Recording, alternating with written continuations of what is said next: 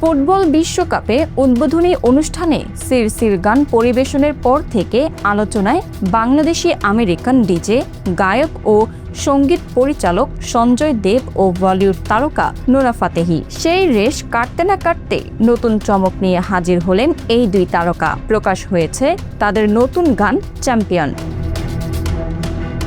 গান প্রকাশের আগে সামাজিক মাধ্যমে 13 সেকেন্ডের টিজার প্রকাশ করে সঞ্জয় লিখেছেন, আমরা আর অপেক্ষা করতে পারছিলাম না। চ্যাম্পিয়ন্স 27 তারিখেই আসছে। এর 6 ঘন্টা পরই নোরা ফাতেহির অফিসিয়াল ইউটিউব চ্যানেলে প্রকাশ পায় গানটি।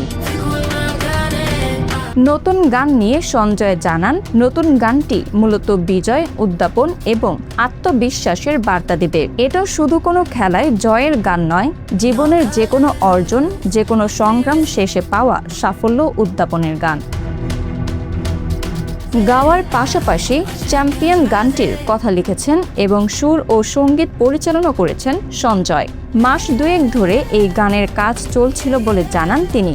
সঞ্জয় ও নোরার পরিকল্পনা ছিল বিশ্বকাপের এই সময়ে গানটি প্রকাশের। চ্যাম্পিয়ন প্রকাশের পর ফেসবুক পোস্টে নোরা লিখেছেন, বন্ধুরা তোমরা সবাই চ্যাম্পিয়ন, এর জন্য প্রস্তুত তো? এসে গেল আমাদের নতুন গান। Bangla affairs news desk.